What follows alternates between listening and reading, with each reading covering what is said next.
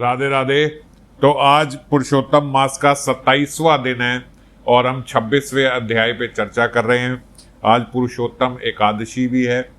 तो भगवान आज 26वें अध्याय में अर्जुन उद्धव को बता रहे हैं, उद्धव ये मनुष्य शरीर जो है ये मेरी प्राप्ति का एक साधन है। ये मैं कई बारी पहले भी चर्चा कर चुका हूं कि हमें इस शरीर को भगवान के पास पहुंचने का एक साधन समझना चाहिए, क्योंकि ये बहुत बहुमूल्य साधन है।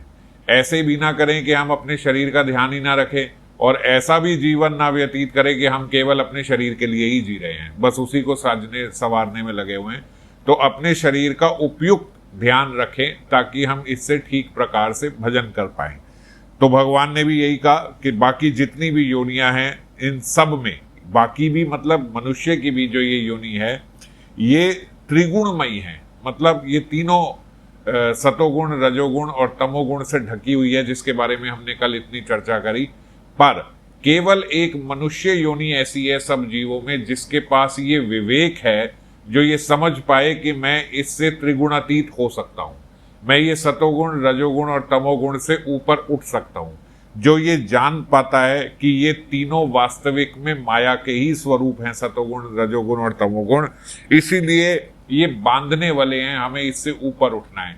84 लाख योनियों में केवल एक यही योनि है, इसलिए बहुत बहुमूल्य है ये मनुष्य योनि। इस मनुष्य शरीर का भी यही बात समझते हुए ध्यान रखे, और जब ये बात समझते हुए ध्यान रखेंगे तो इसी लक्ष्य पे अपने जीवन को व्यतीत करेंगे। इस लक्ष्य पे जो लोग नहीं चलते हैं उन्हीं में से एक उदाहरण थे जो बाद में परिवर्तन हो गया जिनका, वो थे पुरूरव, राजा पुरूरव। आज भगवान राजा पुरूरव की कथा सुना रहे हैं। इसको ईल गीत भी बोला जाता है क्योंकि ये ईला के पुत्र हैं, तो ईला नंदन होने के कारण इनको ईल बोलते हैं। जो सोम थे, सोम मतलब जो चंद्रमा है, जो चांद है, ये सोन के पुत्र हुए बुध, और बुध के पुत्र हुए ईला के साथ बुध के पुत्र हुए पुरूरव। तो जो पुरूरव हैं ये बहुत सुंदर थे, ये ऐसा माना जाता था जैसे कामदेव हैं ऐसे ही सुंदर थे। तो इनका विवाह उर्वशी से हुआ। उर्वशी कौन है? जो स्वर्ग की सबसे सुंदर अप्सरा है, उसके साथ इनका संबंध हुआ पुरूरव का। तो भगवान उनके माध्यम से ये समझा रहे हैं कि किस प्रकार व्यक्ति जब स्त्री संबंध रखता है या स्त्री में पागल हो जाता है तो उसका जीवन किस प्रकार से नष्ट हो जाता है, और ये जीवन नष्ट होने के प्रति जो इसकी शुरुआत होती है वो कैसे होती है, जब हम कामी लोगों का या फिर असत पुरुषों का संग करते हैं। इसीलिए बिल्कुल शुरू में ही तीसरे श्लोक में, जो बड़ा इंपॉर्टेंट श्लोक है इस अध्याय का, 26वें अध्याय का, उसमें भगवान बता रहे हैं कि विषयों का सेवन ना करें, और उससे भी ज्यादा इंपॉर्टेंट है कि विषयी पुरुषों का, असत पुरुषों का हम बिल्कुल भी संग ना करें। उनका संग करना बिल्कुल ऐसे होगा जैसे एक अंधा दूसरे अंधे के कंधे पे हाथ रख के चल रहा है, दोनों ही आगे जाके खाई में गिरेंगे। कई बारी हम लोग अनुगमन कैसे करते हैं विषयी पुरुषों का, कि हम देखते हैं कि वो इस भौतिक जगत में बड़ा सक्सेसफुल है, हम देखते हैं कि ये बड़ी जल्दी इसकी इतनी सारी प्रमोशंस हो गई, तो हम उस व्यक्ति से उस वजह से इंप्रेस हो जाते हैं। हम देखते हैं कि इस व्यक्ति ने इतना पैसा कमा लिया, तो हम उस वजह से, उसकी सक्सेस से, उसके पैसे से या उसकी फेम से, जो कि इस भौतिक जगत की है, जो कि बड़ी क्षणिक है, बहुत टेम्पररी है, पर हम उसके स्वभाव को ना देख के, उसकी उन संसारिक उपलब्धियों को देख के उनसे इंप्रेस हो जाते हैं, और उस इंप्रेशन में फिर हम उसके जैसा बर्ताव करने लगते हैं। कई बार व्यक्ति जो नहीं भी मदिरा पान करता, जो नहीं भी मांस इत्यादि खाता, वो जब उस ऐसे व्यक्ति से इंप्रेस हो जाता है तो जब उसके साथ बैठेगा तो उसकी तरह खाने लगेगा, उसकी तरह पीने लगेगा। यही हमारे सबसे बड़े सर्वनाश का कारण है, ये शुरू में ही भगवान ने बताया। तो जो ईलानंदन पुरूरव थे, इनका जब संबंध हुआ उर्वशी से, ये बड़ी लंबी कथा है, अभी मैं उसको नहीं ले रहा हूं। ये 9वें स्कंद के 14वें अध्याय में बताई गई है इनकी जो कथा है। अगर शॉर्ट में बताऊं तो ये बड़े सुंदर थे, और एक बार ये इंद्र की सभा में बैठे थे और वहां पे उर्वशी ने इनको देखा, इन्होंने उर्वशी को देखा, इनका आपस में संबंध बना। उर्वशी पृथ्वी लोक पर आ गई, और पृथ्वी लोक पर आने पे उर्वशी ने एक खाली इनसे 3 शर्तें रखी कि मैं तब तक आपके पास रहूंगी जब तक 2 बकरी के बच्चे इनके पास थे जिन्हें उर्वशी अपने पुत्र की तरह मानती थी। तो उन्होंने कहा आप इनकी रक्षा करोगे, अगर कभी आप इनकी रक्षा नहीं कर पाए तो मैं आपको छोड़ के चली जाऊंगी, हमारा संबंध होगा, उसके अलावा कभी मैंने आपको नग्न अवस्था में देख लिया मैं तो चली जाऊंगी, और तीसरा मैं यहाँ पे केवल गाय के घी के बने हुए व्यंजन ही खाऊंगी, अगर आपने मुझे कुछ और दिया या कुछ खाना पड़ा तो मैं यहाँ से चली जाऊंगी। तो ये 3 शर्तें। तो पुरुरवा ने कहा मैं राजा और चक्रवर्ती, और मेरे को संभालना किसको है? 2 बकरी के बच्चों को, कोई दिक्कत नहीं है। और आप कह रहे हो गाय के घी का बना हुआ खाना खाओगे, अरे हम चक्रवर्ती राजा हैं, कोई समस्या नहीं है इसमें भी। और तीसरा आपने कहा कि जब हमारा संबंध स्थापित हो उसके अलावा आप कभी नग्न अवस्था में मुझे ना देखो तो मैं क्यों उसके अलावा कहीं नग्न अवस्था में आऊंगा। तो वो बिल्कुल आपकी 3 शर्तें मंजूर हैं। तो इस प्रकार इनका आपस में संबंध हुआ, दोनों एक दूसरे के मोह में बिल्कुल पागल थे। और एक समय की बात है, गंधर्वों ने इंद्र को लगा कि भाई उर्वशी को बुलाओ, हमारे यहाँ पे स्वर्ग जो है वो सूना पड़ गया, उर्वशी नहीं है। गंधर्वों ने कहा वो तो राजा पुरूरव के साथ चली गई है और उसके साथ विहार कर रही है, कैसे बुलाया जाए। गंधर्वों ने तरकीब सोची, उन्होंने रात को आके वो 2 बकरी के बच्चों को खोल के उनको ले जाने लगे। जब वो बकरी के बच्चे रोने लगे तो पुरूरव उस समय जो है रात को नग्न अवस्था में ही पीछे पीछे तलवार लेके भागे, और जैसे ही उर्वशी आई तो उन्होंने उनको नग्न अवस्था में देख लिया। तो उन्होंने कहा अब मैं जा रही हूँ, क्योंकि मेरी जो एक शर्त थी कि मैं आपको ऐसे नहीं देखूंगी वो खत्म हो गई, और आप मेरी ये इनकी रक्षा भी ठीक से नहीं कर पाए, और आपको मैंने नग्न अवस्था में भी देख लिया। ये सोच के वो चली गई। जब वो गई तो पीछे पीछे पीछे पीछे भागते हुए पुरूरव उसके पीछे जा रहे हैं कि अरे रुक जाओ रुक जाओ रुक जाओ, ना जाओ, मुझे छोड़ के ना जाओ। और ऐसे बोलते बोलते बोलते उन्होंने रियलाइज ही नहीं किया पुरूरव ने कि वो चक्रवर्ती राजा होके उसी नग्न अवस्था में अपने नगर में भागते हुए चिल्लाते हुए फिर रहे हैं, और सब लोग देख रहे हैं कि ये क्या दशा हो रही है। आप सोचो क्या दशा होगी, एक चक्रवर्ती राजा, एक साधारण जीव भी जहाँ रहता है अगर वहां बाहर नग्न अवस्था में निकल जाए तो कितना वो अपने आप को अपमानित महसूस करेगा। और एक चक्रवर्ती राजा नगर में घूम रहा है इस प्रकार, और वो भी एक स्त्री लंपट होके स्त्री को आवाज लगाते लगाते उसके पीछे। तो उस समय उन्होंने लगाया, बड़ी लंबी कथा है आगे। फिर उन्होंने बड़ा प्रयास किया उर्वशी के पास जाने का, ऊपर तक पहुंच गए, स्वर्गलोक तक भी पहुंच गए, लेकिन एक समय के बाद उनके भीतर वैराग्य आया। और जब उनके भीतर वैराग्य आया तो उन्होंने जो गीत गाया उसको बोला जाता है ईल गीत, जो आज के अध्याय का नाम है। तो वो ईल गीत भगवान ने उद्धव को सुनाया जब उनके भीतर वैराग्य आया। उन्होंने बोला कि हाय, ये किस प्रकार मेरी बुद्धि मारी गई, मेरी मूढ़ता देखो, मैं काम वासना से मेरा हृदय इतना कुलसित हो गया, इतना मैला हो गया कि एक स्त्री अपनी बाहुओं में मेरा गला पकड़े, मेरा गला फांसे, मुझे ऐसे लेके जा रही है जैसे पशुओं को लेके जाया जाता है, जैसे सब चलते हैं। तो उसको वो कविता में बोल रहे हैं कि एक स्त्री ने अपनी बाहुओं में मेरा गला पकड़ लिया। एक चक्रवर्ती राजा, और उसकी क्या दुर्दशा हो गई कि स्त्री उसको पशुओं की तरह ऐसे घुमाती हुई लेके जा रही है। मेरी विस्मृति की भी कोई सीमा होती है, मुझे कुछ याद नहीं आया, मैं कहाँ का हूँ, मेरा क्या अस्तित्व है, ये मनुष्य शरीर मुझे क्यों मिला है, मेरा भगवान के साथ क्या संबंध है, मैं सब भूल गया। ऐसी विस्मृति की इतने वर्षों तक मुझे कुछ याद ही नहीं आया। मैं ऐसा भोग में लगा रहा कि कितनी रातें बीत गई, कितनी बार सूर्य उदय हुआ, कितनी बार सूर्य अस्त हुआ। ऐसा शास्त्र में बोला जाता है ना, जो व्यक्ति भजन नहीं कर रहा, सूर्य रोज उदय होके और अस्त होके केवल उसके जीवन कम ही कर रहा है। वो हर रोज सूर्य अस्त होता हुआ उसे याद दिलाता है कि ये जीवन का एक दिन और चला गया। हर रोज सूर्य उदय होता है तो उसको याद दिलाता है कि आपके पास एक और अवसर है, आपको किस लिए ये जन्म मिला। मगर पुरूरव ने कहा कि सूर्य उदय होता रहा, अस्त होता रहा, मुझे पता ही नहीं है कब दिन हो रही है, कब रात हो रही है, मुझे कुछ नहीं पता। मैं इस प्रकार उर्वशी के साथ संबंध में लगा रहा, इस प्रकार उसके मोह में पागल रहा कि मेरी कितनी आयु चली गई, मुझे ये भी नहीं पता कि कितने वर्ष बीत गए, और मैं उसके मोह में पागल बना रहा। मैं एक चक्रवर्ती राजा हूं और मैं स्त्री के हाथ का क्रीड़ा मृग बन गया, मतलब एक टॉय एनिमल जिसको कहते हैं। क्रीड़ा मृग मतलब जिस पशु से खेला, एक पेट एनिमल, कि जैसे हम पेट पालते हैं, घर में कुत्ता पालते हैं तो उसके साथ लोग जिस प्रकार से खेलते हैं, तो वो बोलते मैं भी ऐसे स्त्री के हाथ का एक क्रीड़ा मृग बन गया, उसके हाथ का एक पेट बन गया। जैसे जैसे उसने मुझे चलाना चाहा मैं वैसे वैसे चलता रहा। और मैं पागल होकर देखो नंग धड़ंग, इतनी मेरी दुर्दशा हो गई कि मैं नंग धड़ंग रोता बिलखता एक स्त्री के पीछे पीछे पीछे अपने नगर में भाग रहा हूँ। क्या दुर्दशा हो गई। अरे मेरी हालत तो ऐसी है कि जैसे एक गधे के मुंह पे गधी दुलत्ती मारती है, इस प्रकार इस गधे की तरह मेरी अवस्था हो गई कि वो मेरे मुंह पे लात मार के चली गई और मैं तब भी उसके पीछे पीछे जैसे गधा भागता है ऐसे भागता जा रहा हूँ। मेरे राजा का प्रभाव जो है, मेरा भक्ति का जो तेज है, मेरा स्वामित्व जो है मेरी प्रजा पे, वो सारा कहाँ गया मुझे कुछ पता ही नहीं। मैं तो केवल एक पशु बन के रह गया। कौन मानेगा मेरे तेज को, कौन मेरे स्वामित्व को जानेगा जब उनके सामने मेरी ये दुर्दशा हुई। तो उन्होंने फिर गीत गाते गाते ये बोला कि अरे जिस व्यक्ति का, जिस पुरुष का स्त्री से आकर्षण अभी भी होता है, मतलब जिस पुरुष को स्त्री आकर्षित करती है, उसकी सारी विद्या व्यर्थ है, उसकी सारी तपस्या व्यर्थ है, उसका सारा त्याग व्यर्थ है और उसका आज तक का जितना शास्त्र अध्ययन उसने किया वो सारा उसका व्यर्थ है। उसका एकांत सेवन में रहना व्यर्थ है और उसका मौन व्रत भी अगर उसने कोई किए तो वो सारे व्यर्थ हो गए।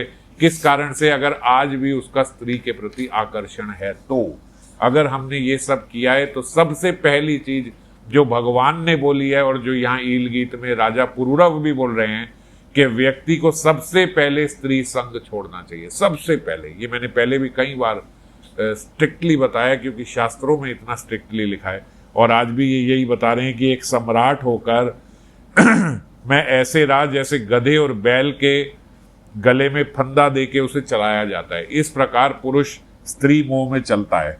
अरे मैं उर्वशी को क्या कहूँ, मैं क्यों उर्वशी को दोष दूँ?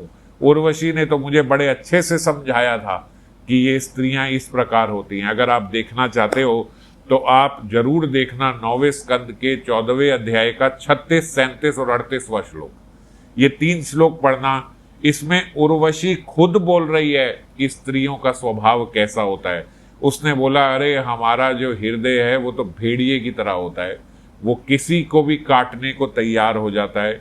एक स्त्री जो होती है उसका स्वभाव ही ये होता है कि जो उसका वेल विशर है, जो उसके बारे में अच्छा सोचता है, वो उससे भी बहुत ज़्यादा चिढ़ने लगती है, उसके साथ भी बहुत क्रूरता करती है।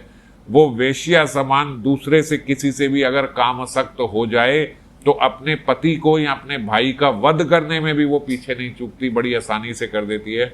इस प्रकार स्त्री का हृदय जो होता है वो इतना क्रूर होता है। ये उर्वशी खुद बोल रही है राजा पुरूरव को। तो वो उसे बोल रही है भाई आप मेरे पीछे से हट जाओ, स्त्री का स्वभाव ऐसा ही होता है। मगर तब भी पुरूरव उसके उर्वशी के पीछे भागते रहे क्योंकि वो उसके मोह में पागल थे।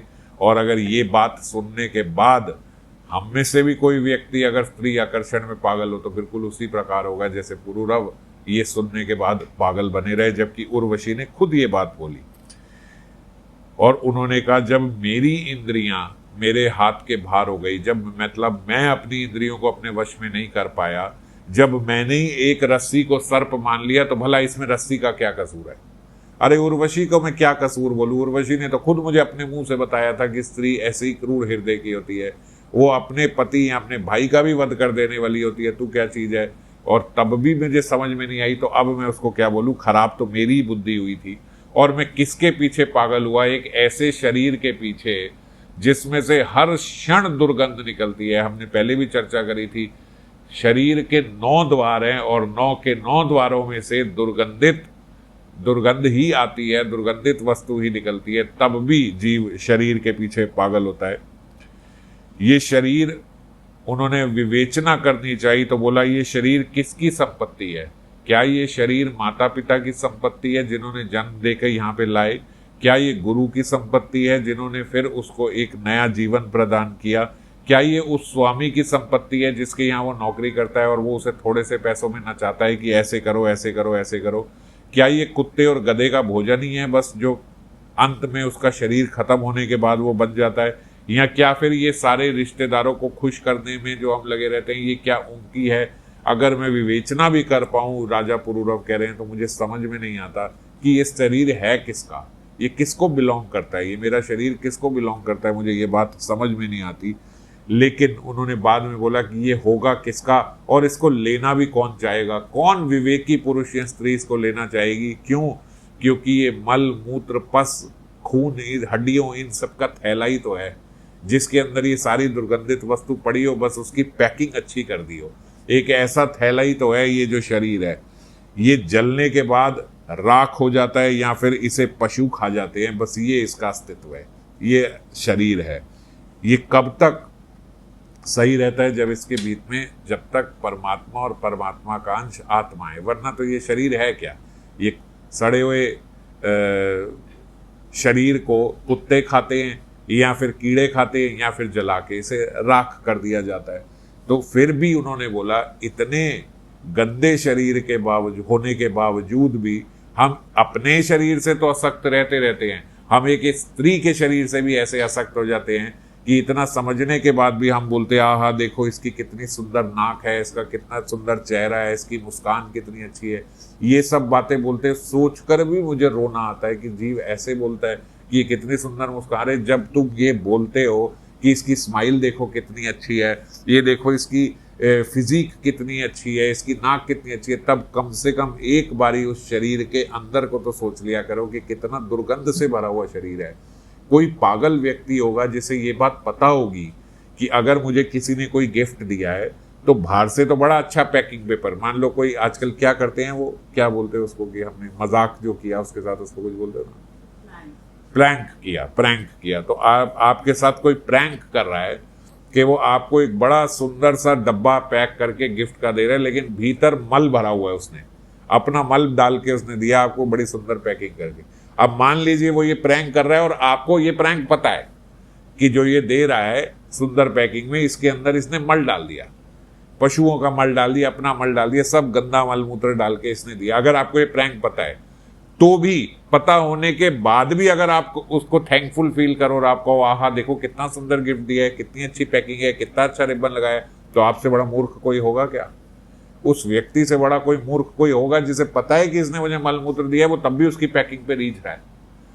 तो अगर कोई व्यक्ति, अगर कोई पुरुष स्त्री पे आकर्षित होता है या स्त्री पुरुष पे आकर्षित होती है, तो बिल्कुल उस बेवकूफ की तरह है जिसे पता है कि ये मल मूत्र से भरी हुई है, लेकिन वो उसके ऊपर की पैकिंग के कारण उस पर आकर्षण उसका जा रहा है।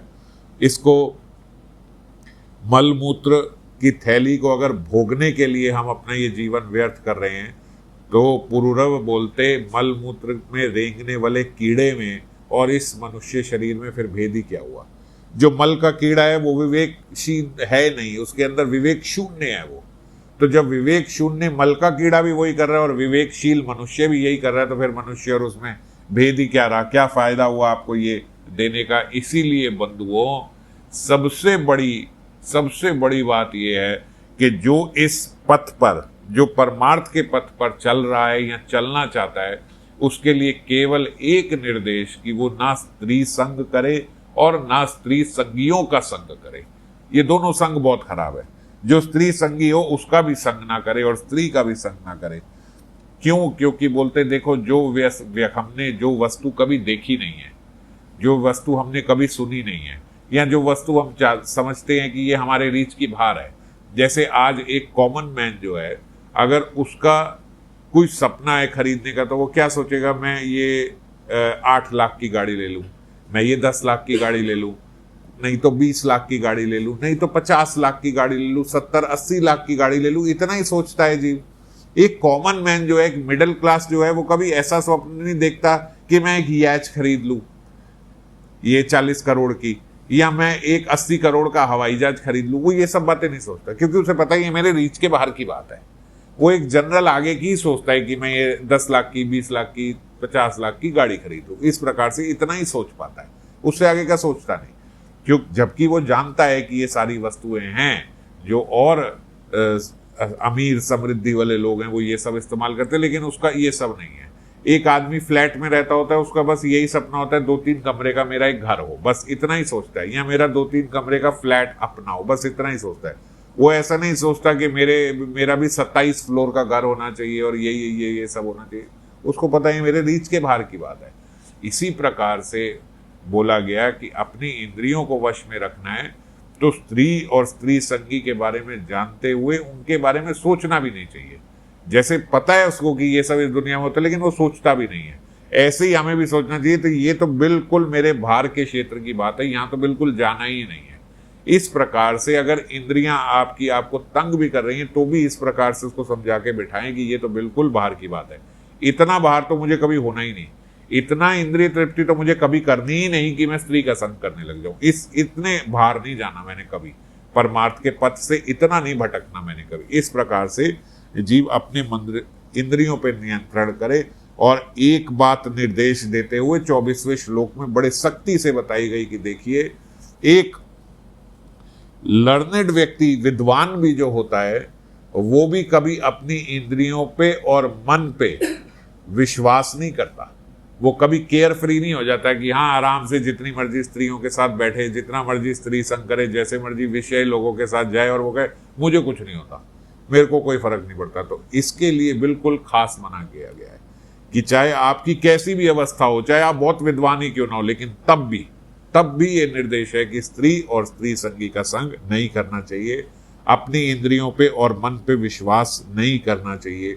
भगवान ने बोला इस प्रकार उर्वशी लोक पे जाने के बाद भी ऐसा वैराग्य जब पुरुरव के अंदर आया तो उन्होंने वो लोक भी त्याग दिया और उसके बाद परमार्थ की प्राप्ति के लिए, भगवत प्राप्ति के लिए उन्होंने भक्तों का संग किया। पहले जो स्त्री संग उन्होंने किया था वो छोड़ के, देखो एक कोई बहुत खराब चीज करी है तो बिल्कुल उसके ऑपोजिट करनी होगी। अब तो स्त्री संग और उसके एकदम ऑपोजिट क्या है, भक्तों का संग, एकदम डायरेक्ट औषधि। बिल्कुल ऐसा नहीं कि खाना खाने पे आए, ऐसा है कि आपने, जैसे आपको बहुत वीकनेस हो गई, आपका हृदय बड़ा दुर्बल हो गया, इंद्रियां बड़ी कमजोर हो गई, अब बहुत वीकनेस है आपको, तो एक क्या है कि आप हेल्दी खाना खाना शुरू करो और धीरे धीरे धीरे धीरे हफ्ते 10 दिन में, महीने में, 2 महीने में आपके अंदर फिर वापस जान आने लगेगी। और दूसरा तरीका क्या है कि आपको मल्टीविटामिन के इंजेक्शंस दे दिए जाए। तो मल्टीविटामिन के इंजेक्शन दे दिए तो तुरंत, मतलब अभी इंजेक्शन लगा और कल और जान आ गई, कल एक इंजेक्शन लगा, परसों और 2 दिन में व्यक्ति बिल्कुल घोड़े की तरह भागने लगा। तो इस प्रकार से जब स्त्री संग या स्त्री संगी हो जाए तो उसके लिए बिल्कुल मल्टीविटामिन इंजेक्शन क्या करेगी, भगवान बोलते उसके लिए भक्तों का संग करे। भगवान ने भी बड़ा बोला भक्तों के लिए कि भक्तों के संग से बड़ी औषधि कोई इस दुनिया में है ही नहीं, और भक्तों के संग से तुरंत वो मेरे पास आ जाता है। क्यों? क्योंकि जो भक्तों के संग है, भक्त आपस में क्या चर्चा करेंगे, भक्त मेरी लीलाओं की चर्चा ही करेंगे। एक बुद्धिमान पुरुष को चाहिए कि अगर वो इस जगत में उसका मन फंस रहा है, अगर वो अपने मन पे नियंत्रण करने में कैपेबल नहीं है, अगर मान लीजिए कि उसका नियंत्रण नहीं चलता अपने मन पे, अपनी इंद्रियों पे, तो उसको क्या करना चाहिए, उसको भक्तों का संग कर लेना चाहिए। वो अपनी काबिलियत से कुछ नहीं कर पा रहा, अपने आप से वो कुछ नहीं कर पा रहा, केवल भक्तों के संग में चला जाए, बाकी वो उससे करवा लेंगे। वो उसको सदुपदेश देंगे, मेरी लीलाओं का गान करेंगे और तुरंत उसके मन में जितनी आसक्तियां हैं वो आसक्तियां उसकी छुड़वा देंगे। परम भाग्यवान उद्धव जी, भगवान कह रहे हैं, संतों के सौभाग्य की महिमा कौन कहे, कौन बखान कर सकता है संतों के भाग्य की महिमा। उनके पास तो सदा सर्वदा मेरी लीला की कथाएं होती हैं। आप कभी भी भक्तों के पास चले जाओ, वो कोई ना कोई बात को किसी शास्त्र से, भगवान की किसी लीला कथा से रिलेट करके, भक्तमाल की किसी कथा से रिलेट करके आपको वो सुनाने लग जाएंगे। और मेरी कथाएं मनुष्य के लिए परम हितकारी है। जो इनका सेवन करता है वो तुरंत सेवन करते हैं, जैसे मैंने बोला ना, औषधि है, मल्टीविटामिन इंजेक्शन है। जैसे ही आपने भगवान की कथाओं का भक्तों के मुख से सेवन किया, तुरंत आपके जितने पाप ताप जितने पिछले थे, जो आज आपको तंग कर रहे हैं, पिछले हमारे पाप प्रारब्ध ही तो हैं, जो हमारी पिछले संस्कार ही तो हैं, जो इस समय हमारी मन और इंद्रियों को कमजोर करते हैं, तुरंत वो सारे जला देंगे। कॉज ही खत्म कर दिया जिसके कारण आपका मन और इंद्रियां यहाँ पे डूब रहा है, उसको खत्म कर देंगे। इसीलिए मेरी लीला कथाओं का श्रवण करना चाहिए, और जो ऐसा करता है वो मेरी अनन्य प्रेममयी भक्ति को प्राप्त करता है। मेरे भक्त कैसे हैं उद्धव? मेरे भक्त एक दृढ़ नौका की तरह है जो डूबते हुए लोगों को बचाती है। जैसे मैंने पहले भी बोला था, पहले भगवान ने अपने उपदेश को बताया था कि वो रेस्क्यू बोट की तरह है। अब भगवान भक्तों को भी यही बात बोल रहे हैं कि भक्तों की तुलना भी रेस्क्यू बोट से करी। रेस्क्यू बोट क्या होती है? दृढ़ नौका। जैसे जो लोग डूब रहे हैं उनके लिए एक नाव आई वो नाव आई स्पेशल इसलिए कि जो जो डूब रहे हैं उनको फटाफट उठा के नाव में रखा और पार करा के ले गए। तो भगवान बोलते जो मेरे भक्त हैं वो बिल्कुल उस नौका की तरह ही हैं।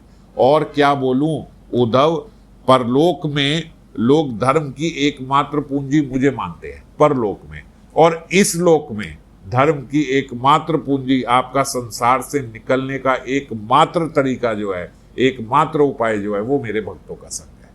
तो इतना बोलने के बाद भगवान ने बोला कि देखो सूर्य के समान है वो, जिस प्रकार सूर्य की रोशनी आती है तभी हमारे आंखों को शक्ति मिलती है कि हम देख पाएं। मान लीजिए प्रकाश ही नहीं है तो ये आंखें होते हुए भी हम अंधेरे में कुछ नहीं देख पाएंगे, एकदम अंधेरा हुआ। तो कब हम देख पाते हैं? जब सूर्य की रोशनी आती है, तो प्रकाश से हम दूसरे को देख पाते हैं। तो वो बोलते हैं जिस प्रकार सूर्य बाहर की वस्तुएं देखने की शक्ति देता है हमारे नेत्रों को, ऐसे ही मेरे भक्त जो हैं वो अंतर्दृष्टि देते हैं। वो भगवान को देखने की दृष्टि मेरे भक्त देते हैं। इस जगत को देखने की दृष्टि कौन दे रहा है? शक्ति कौन दे रहा है? सूर्य दे रहा है। और मुझे देखने की दृष्टि कौन देगा? वो मेरे भक्त देंगे, वो सूर्य से नहीं प्राप्त होगी।